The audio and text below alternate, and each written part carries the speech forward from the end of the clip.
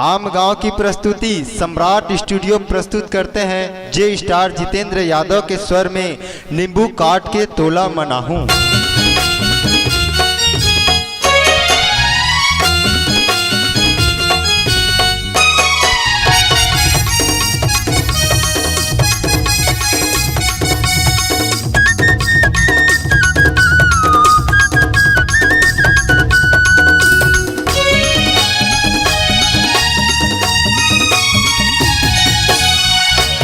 नींबू काट के तोला मनाहूं, अगरबत्ती घलो जलाहूं।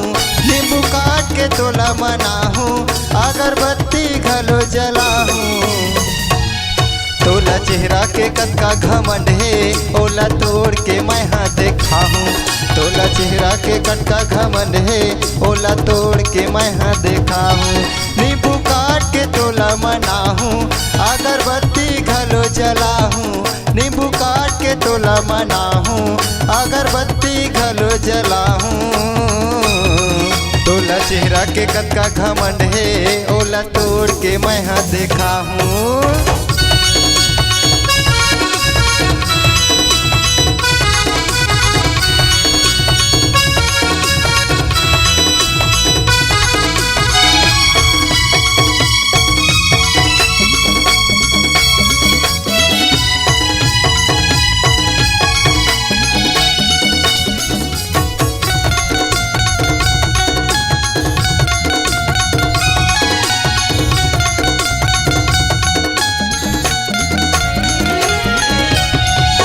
अगर भैया है तोला वो रानी अगरबत्ती जला के मनावत है।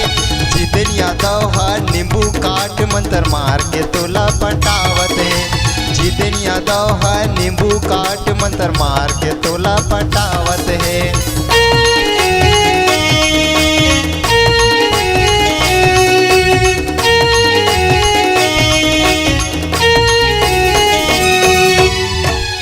अगर भैया है तोला वो रानी अगरबत्ती जला के मनावत है।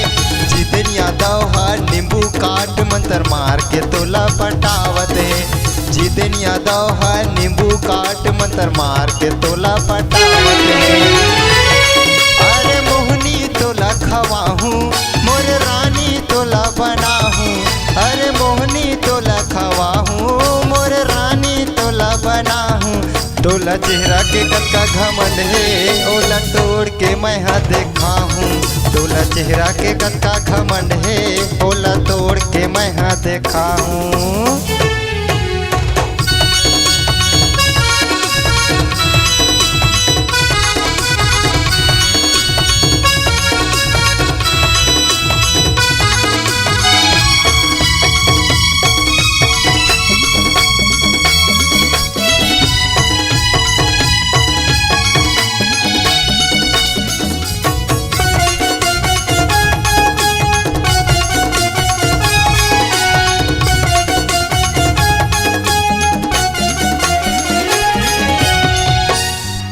मंत्र के ज्ञानी हावा सिद्धि के दिया जलात हूँ। माया मैं तोर संकर था वो गोरी तीर माँ तोला बला था वो।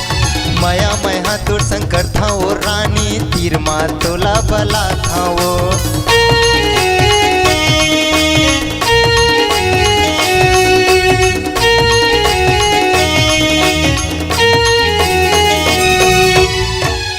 तंत्र मंत्र के ज्ञानी हावा सिद्धि के दिया जलात हूँ। माया मैं तोर संकर था वो गोरी तीर माँ तोला बला था वो। माया मैं तोर संकर था वो रानी तीर माँ तोला बला था वो। ए बराती धर के आहूँ, मैं तोर संग भावर पर आहूँ। ए बराती धर के आहूँ, मैं तोर संग भावर पर आहूँ। उगेश विजय औसालिक संगर के चाची तोला बनाहूं। किशन यादव बहु आकाश यादव के भाभी बना के लाहूं।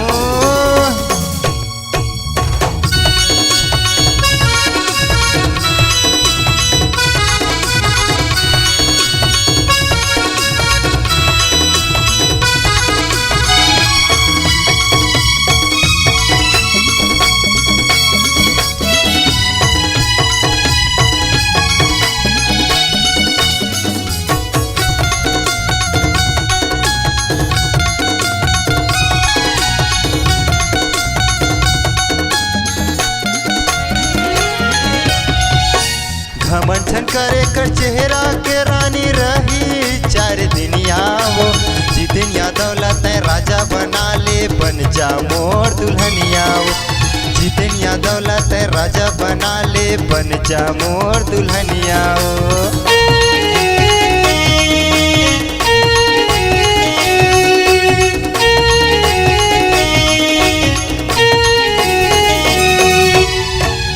घमंड करे कर चेहरा के रानी रही 4 दिनिया वो जितनिया दौलत है राजा बना ले बन जा मोर दुल्हनिया वो जितनिया दौलत है राजा बना ले बन जा मोर दुल्हनिया वो। 7 भावर तोर संग पर आहूँ 7 जन्म के कसम खवा हूँ 7 भावर तोर संग पर आहूँ 7 जन्म के कसम खवा हूँ। तोला चेहरा के कक्का घमंड है रानी तोड़ के ओला देखा हूँ तोला चेहरा के कक्का घमंड है रानी तोड़ के ओला देखा हूँ। केशव वर्मा के आई स्मार्ट में तोला मैं घुमा हूँ मुर्दाई दादा के बहू बना के घर में तोला ला हूँ।